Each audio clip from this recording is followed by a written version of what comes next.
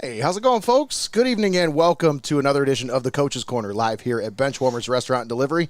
I'm your host, Nate Mullins. We are joined with the Wizard Greg Kinn on the ones and twos, and this week our special guest, Gibsonburg's head football coach, Shane Dyer. How are we doing, Coach? Great.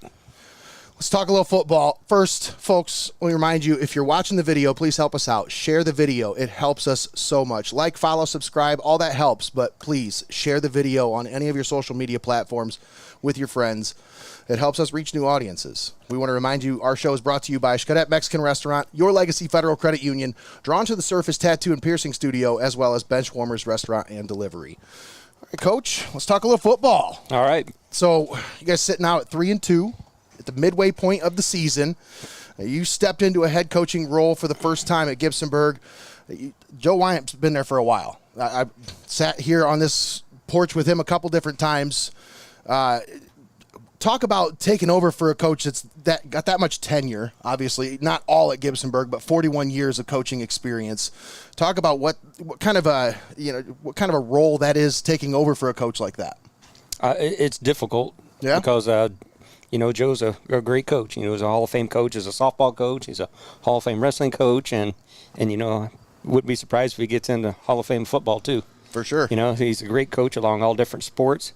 And I think his toughness and his ability to bring out the best in the kids was probably what I took from him the most. That's good to hear, because that was actually my next question, was kind of what pieces of his approach do you carry forward? So the toughness, I think, is something that everybody goes with Gibsonburg football. Everybody knows toughness is Gibsonburg football. They go hand in hand. Now, is there anything that you're looking to change? Like, as the coach now, you're kind of, all right, and this is my team now. I'm going to take the reins, and I want to make it my identity. Is there anything that you kind of came in and said, all right, this is mine now? I want to be able to, we want to be able to run the ball, but if somebody stops us, then what are they giving us next? Yeah. So whether it's a counter, reverse, or some type of pass play or whatever, we got to try to figure that out. And then we're trying to make sure we put in a few plays where we can pass it a little more. So I think we have the ability to throw the ball. It's just we have to be able to handle the line up front and then be able to get the time to make those throws. For sure. Now, you were an assistant for 7 years before you took over. How do you think that shaped your coaching philosophy? Being able to kind of learn under Joe for a couple of years now, how do you think that kind of shaped your current coaching philosophy right now? I was Joe's junior high coach for, I don't know, as long as he wanted me there. I told him if he wanted me to move up, I would have moved up. But he said he liked me at the junior high. He says I never had any problems. So that's the main reason I stayed at the junior high. I got away from coaching for a while. Yeah? I had coached at Napoleon. Got to coach with Enzelman a couple years at Patrick Henry. Then I moved this way. Yep. And coached at Mohawk for a few years. And then, like I said, took some time off. My family needed me, so that's what I did. And then I came back, and as they got older, and it's just something I've always wanted to do, is be a head coach. You got that empty nest syndrome going on. It's like, all right, now what do I do with my hands? Exactly. Now kids are gone. Exactly it. What do I do? Exactly. So talk about the difference between being an assistant and being the head coach now. The assistant's a lot easier. I can tell you that right now. You get to take the ideas to the coach, right? Yeah. That was the great part with the assistant. You didn't have all these management duties. Who's ordering the Gatorade this week? Who's making sure the bus requests are done? Who's making sure the schedule's done? Who's making sure this, and all the paperwork's done? The kids need physicals. Every physical's done at a different time. Wow. So you've got all these different management things that you have to take care of, and coaching kind of sometimes takes a back step to it. That's really cool, because you would think that the athletic director would kind of handle a lot of that stuff, but the head coach, you'd be surprised at how much the head coach really does. They have to do a lot of this, and that's why I think when Chip Kelly, they were surprised that Chip Kelly went to be the offensive coordinator at Ohio State. And I think his reply was, I did that because I can coach again. Yeah. Being the head coach, he had managerial duties too that didn't allow him to enjoy the thing that he loved doing. Yeah. I think that's a lot of the behind-the-scenes stuff that people don't really think about, because like, just from the outside, the first thought that I had on that subject is, as an assistant, you don't get the blame when things go wrong. You don't have the heat on you from the people outside and stuff, and now, you're in the spotlight now. It's a little bit different. And then now, like you talk about, not only that, but behind the scenes, there's so much more going on. It's ridiculous. Now, you also coach a little bit of track, right? Yes, became the head track coach and been doing junior high track for, I don't know, 6 or 7 years now as well. Nice. So, and you are a phys ed teacher, correct? Correct. I teach elementary phys ed there at Hellfiker. Now, how do you think your experience outside of football influences how you run the program? My experience is outside of football? Yeah, like what you can take from your coaching experience with track, what you can take from your background experience as a teacher. Is there anything that you can take that into football and use? As a teacher, I don't like to do the same things every year. So, yeah. I mean, it's just, I think the elementary kids get bored. I teach phys ed. Oh, yeah. I teach phys ed, which is even better. Yeah, those elementary kids get bored real quick. So they get bored pretty quick. So I got to kind of be on my toes. And when I'm doing that, like I went to the track clinic and I hadn't been to one in a long time, and it just taught me different, like even drills to use. Yeah. So I take those drills in now and use them as my warm-ups for the elementary, and then think, how can I incorporate this speed work into our football program and track program? So I like that. That's good. Now I want to talk about your team a little bit, Coach. You got a veteran group that you inherited from Coach Wyatt. Now, does that make your job any easier, or is it more difficult walking into a locker room where you got a bunch of guys who have expectations to be successful? Like, well, it makes it easier in one regard. Okay. Because you've got a pretty decent team, but when you don't step up and win the games, then you better be like a duck, because you better be able to shed that water when it's coming at you. For sure. It's got to be right. It's got to run right off your back. Absolutely. Because it's all on you. Now, you're the man. You got some experience on this team. Talk about the seniors on this team. I want to talk about this group. What do they bring to the table in terms of leadership? Right now, we've got, I believe, eight seniors. Okay. They've got 2 of the linemen, tight end. Then we got some guys on defense that are doing very well. One kid came back after not playing since 8th grade. So there's a couple of those as Nice. well. Jet Litton does a nice job on the offensive line. He's a left tackle, and he gets his blocks, and he does a good job of moving his feet and getting downfield. Dash Sutter's out for a little bit right now, unfortunately for him, but he was doing a great job in there. Hopefully we'll get him back soon. And Luke Foster, he's a big man right there, tight end. He's a big guy, and he can move some people when he wants to. And it's kind of fun to watch him. And then we've got, let's see, who else? We've got Isaac Ibarra, who's one of our backup linemen. And then we have Chu. Aiden Morant is a senior, right? Yep. Chu Rodriguez, who's our split in and one of our safeties. Yep. And then Aiden Morant's one of our running backs and receivers, and also a defensive back. And then Aiden Centers is a defensive back, and he's one of the ones that came back after not being there for That's so cool. a few years. Out of that group of seniors there, you have any of them that are just kind of like natural leaders that have kind of been like, hey guys, this is our last year. We got to step it up and make the most out of this. Morant's probably the one stepping up the most. Yeah. With all of them. That's cool. So. And he's been a guy. I mean, Greggy, he got to hold the winged cardinal before. He's been our player of the game in a post-game interview before. So that young man, he's talented. He's the real deal. He is the real deal. And then we got Aiden Nims. Can't forget about Aiden Nims. He does all the little things. Oh yeah. He's quick. He's hard-nosed. He hustles all the time. It's fun having him being there. I didn't get to coach him in junior high, but I got to coach the other ones. And then when they were in junior high, we were pretty good. Yeah. So it was fun to coach them in junior high. Now, that's a special group, but I want to talk about this juniors. You got a group of juniors that are really special. A couple of them that kind of stand out on the stat sheet. When I look through the stats, I'm like, wow. These guys, obviously, the accolades have piled up for Reese Walby. This is his junior year, and any sport that kid touches turns to gold. You know what I mean? Mm-hmm. Like, he's a natural athlete. Love watching him play the game, whatever game it is. Doesn't matter if it's baseball, football, whatever it is. But talk about that transition to quarterback, because he was more of a athlete, kind of wide receiver / running back last year. Now he's transitioning to quarterback. How has he handled that, and do you think it's been a good transition for him? I think that's where he needs to be. Yeah. He throws the ball well. We've got to get him involved more in the offense. So I know that. I've got to get him involved, and because he's a special kid. When he breaks one free, it's hard to catch him. Yeah, he really is a special kid. Another one that I love watching, I mean, a lot of people they like watching Cam Scattaboo right now. He's kind of like he's the he's the guy that he's getting a lot of run on TikTok. A lot of the kids they like his running style, and you got a kid in the backfield that reminds me a lot of that running style. Talk about Grant Smith a little bit, and him playing through a broken hand. I want to talk about that because my boy last week came back from a broken hand. He broke the third and fourth metacarpal in his hand. He was out the first 4 weeks of the season. Now he's playing with a club, so he's back, but to be able to see this kid's been playing the whole year with a broken hand, I mean, that's some kind of special. It was probably the fourth. Either that or demented. Yeah. It might be a little bit of both. He's quiet, but the kid's tough. It was probably the fourth play of our scrimmage, first scrimmage. Broke his hand on defense, even make it worse. So he goes in to make a tackle, boom, breaks his hand. And then we find out afterwards, and it's like, all right. And he's like, I'm going to play. Yeah. So no matter what, he's like, I'm playing.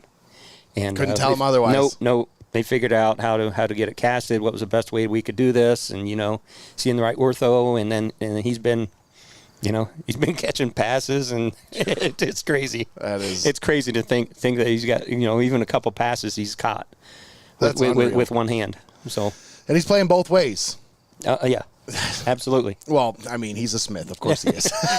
He's playing both ways, and he does a nice job stepping in on defense, too. Sometimes I think might be even better on defense. Oh, yeah. He's a monster. Well, that wrestling background helps a little bit. Yep. And he's a I don't know if he's a basketball player. Sorry, his brother was the wrestler. Yeah, that's right. His brother was a wrestler. Yeah.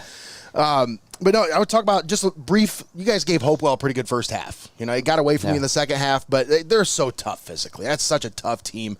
Talk about that game just a little bit, how hard it is to kind of get back on the horse after a shutout, I mean, we were all down. I mean, you're not going to lie. When you lose, you're down. Yeah. I mean, that's just the way it happens when you have a lot of pride and you care about things. Oh, yeah, for sure. So it's tough when you take a loss like that. And I think they just wore us down. We got a lot of guys that go both ways. They've done that to everybody they played so far. And that's difficult. So I think that got us down a little bit. And it was 12-0 at the end of the third quarter. And then they just got a couple touchdowns there in the second half. We just couldn't convert things. Yeah, and you guys, I mean, you hung tough. I was watching the score, and I was watching, I had a reporter over there covering the game, and I was kind of 12-0 in the third quarter. I was like, all right, this is going to be a ball game here. Mm-hmm. But, like I said, it got away from you. But they're so tough physically. That's such a tough team mentally and physically. Now, talk about just real quick before we take a break. I want to take a break, and then we'll talk about this matchup with Calvert. But what are the three core values or principles that you want the Golden Bears to be known for under your leadership? We talk about relentless effort, on defense and on offense, getting there, getting to the blocks. On defense, getting to the ball. So I want them to have relentless effort. I want us to be tough. Yes. We've got to be a little tougher. Yeah, when we play good teams, you got to be tough. And if you make a mistake, they make you pay. That's right. So that's the hard part when you play a good team is if you make a mistake, a lot of times they'll make you pay. Yeah. Hopewell converted both of their fourth downs. We had them fourth down twice, and they converted both of them. One was for a touchdown. Yeah, those are backbreakers. So that hurts. That hurts, yeah. And that's not the reason we lost, but it's just difficult. So we want to be a little bit tougher, and we also want to make sure that we create like a family atmosphere. I think that's one thing that we want to do is we want to make sure we all have each other's back. That's great. Those are three very core. I mean, those are great values to have for any team, and I mean, it's great that you're trying to establish that foundation early. Your first year here. Those are three pillars that you can build this team on, build this foundation, and kind of carry that torch forward. Because, I mean, it's not like you're working with a bare cupboard here. You've got a pretty good system set up here, and I like to think that, you're going to just carry that and just carry it forward. Lead that into the next level. That's the goal. That's right. The goal is to make the next one better and build a program instead of just building a team. That's right. So that's what the goal is. All right, Coach. Well, we're going to step aside, take a quick timeout, but when we come back, we're going to break down the matchup between Gibsonburg and Calvert this Friday. You can find that here on Heart of Ohio Sports. We'll be right back after this. You're watching the Coach's Corner, brought to you by Your Legacy Federal Credit Union, Xcaret Mexican Restaurant, our friends here at Benchwarmers Restaurant and Delivery, as well as Drawn to the Surface Tattoo and Piercing Studio. We'll be right back after this.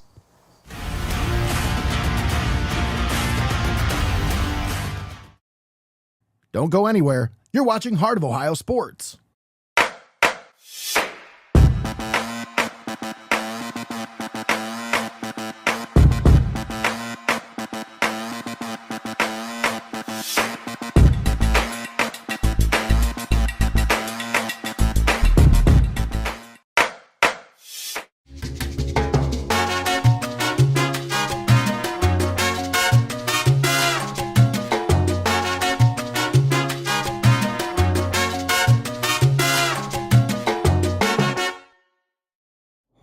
My stomach is messed up. The game's almost over. Can't you wait?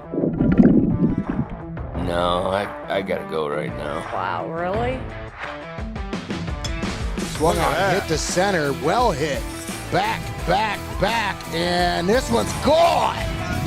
A home run for Connor Moyer on an 0-2 Needed pitch. that. Smokes it to dead center. That's Oh, probably at least man, are you 360. kidding me? It happens. Never miss a moment. Heart of Ohio Sports.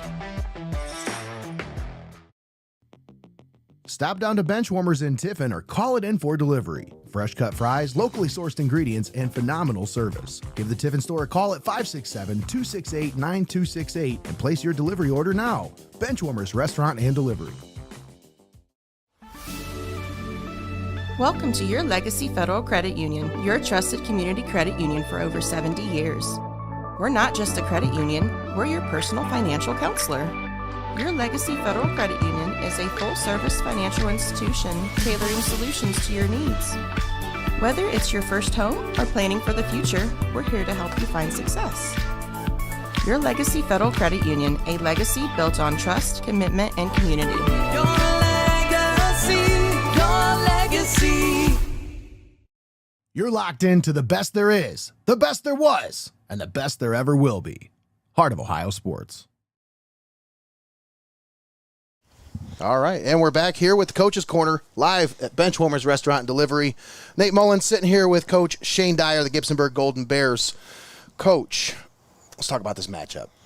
Calvert, Friday, Hoernemann Stadium. We'll be there. It'll be live here on Heart of Ohio Sports. Now, this Calvert team, you got a chance to scout them at all? Like, you got to, what do you see as their kind of biggest strength going into this game? You know, they get a couple big tackles. The Twins are two big boys. You Stand know, out. Yep, they're big tackles. You know, they're going to be hard to move on defense, and you know, on offense, you know, they've got some push behind them. So Yeah. so we're going to have to be ready for that. We're going to have to be physical with them, and they've got good speed. The receivers like to go up and get the ball. So Yeah. they get a couple nice receivers that we're going to have to, you know, have a good game plan against and be ready for them. Absolutely. Now, you guys are talking about your 3-2 record, 1-1 in league play after the loss to Hopewell, but talk about this SBC River, man. It's not as top heavy as it has been in years past. You know, like obviously Hopewell's that cream of the crop. Everybody, you know, gunning for them, but this level of competition this year, the talent on display this year, there's a lot of good teams in the River this year. Best part is when I looked at it, I think after week 3, only one of our teams had a losing record. That's what I said. Yeah, it's and they were 1-2. yeah. Everybody else was 2-1 or 3-0. Yeah. There were 3 or 4 teams that were 3-0. Yeah. So that's mega points. So for whoever wins these next, 6 weeks, you're going to get, or 5 weeks, you're going to get a lot of points. Oh yeah. Because the league points are there. Now it's just your job to go get them. That's right. And who's going to go get them? That's the key right here. This is the gritty time of the year. Yep. This is when teams really the cream starts to rise to the top, as they say. Now, I want to talk about playing at Hoernemann Stadium. This is a little bit different. It's a different dynamic. You got both teams' fan bases up in the same stands on the same side of the field. You're there standing with your back to the woods. Now, how does it compare to playing anywhere else? Like, what do you need to do in terms of kind of preparing your guys for that? I think we played enough of the turf stadiums that I think we'll be okay. I don't think the stadium itself will present a problem for us. Okay. I think our kids have played in, decent-sized stadiums where, we played down in Tiffin, downtown. We played it here before, and, sometimes we get to go up to play in some of the different stadiums up around our conference. But when we did play St. Joe, we got to play in Hoernemann Stadium. That's a big stadium, too. Yeah. So our kids, I think they'll enjoy the atmosphere there. So I hope that fuels them a little bit, and they bring a little bit of more fire inside them. What's that like playing with your back to the woods, though? Like, you got nothing behind you but a creek. It'll be peaceful. Is that why they call it Peaceful Valley down there? It might be. It might be. Now, sometimes you're like, sometimes you might hear good job, coach, or what are you doing, coach? And you're going to hear it all. Yeah, you're going to hear it all. That's just the way fans are, and it's okay. That's part of the game, and it'll be interesting to not have that behind us. So. Oh yeah, for sure. Now, what are the areas of focus this week? You got to get ready for a Senecas team. They're coming off a win against Lakota. What are the points of emphasis this week? We got to move them off the ball. I mean, we got to play on their side of the ball. So if we can do that, it'll go better for us this week. So we're really going to have to focus on that line and get these guys moving and see if we can at least get a little push here and there and get some yards on rushing, and then maybe that'll open up the passing game a little bit. I think that's been a lot of teams know that they have to bring their A game against Calvert with this line. They have a pretty dominant line in the trenches. And I think, it's kind of surprised Calvert this year a few times when teams have really kind of brought it. And I don't think they were expecting teams to come at them as much as they have. And teams really haven't shied away from coming straight at them. And I'm expecting to see a lot more of that this Friday with you guys. I mean, Grant Smith, he was getting tuned up last week. I'm expecting to see the run game get humming a little bit this week. What are the keys to getting that run game going, though?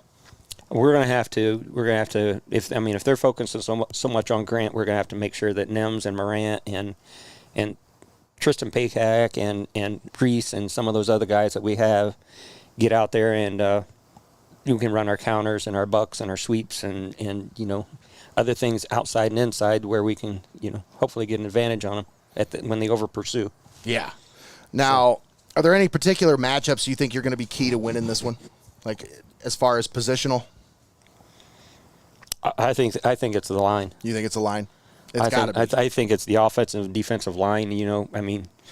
Who's going to take control? Okay, that's true. Our guys. I thought our line was our strength at the beginning of the year, and there are times they need to be challenged a little bit, and this is one of those weeks where we have to step up to the challenge. For sure. Now, I want to ask you, as a coach, how do you balance playing your veterans, playing your guys that have been there for a while, and then also giving some of these younger guys some experience, giving them some playing time as well? How do you balance that? It's difficult. You got to sit there and look at, what are the matchups? How can we get these kids a little more experience and yet still stay solid and fundamentally sound? And you also want to build their confidence too. And sometimes you put them in and it doesn't go well. And it's like, well, all right, we got to keep working then. And we talk to the kids just about every week about getting better every day. Yeah. So we got to find a way to get better every day. That's the key. Now, you've been on both ends of some lopsided games this year. How do you think your guys are going to respond when it's a tight situation late in the game? I think we're going to step up. Okay. These kids like to win. They've got a lot of wins in them. Yeah. So they know how to win. Mm-hmm. Because I've coached them in junior high basketball as well. And we won an overtime game for the league championship. So they're used to playing in tight games depending on what sports they're in. So we've got a lot of 2- and 3-sport athletes on this team, which makes a difference too because that just brings a little more competitive edge, I think. Yeah, absolutely. They're all athletes. They all play.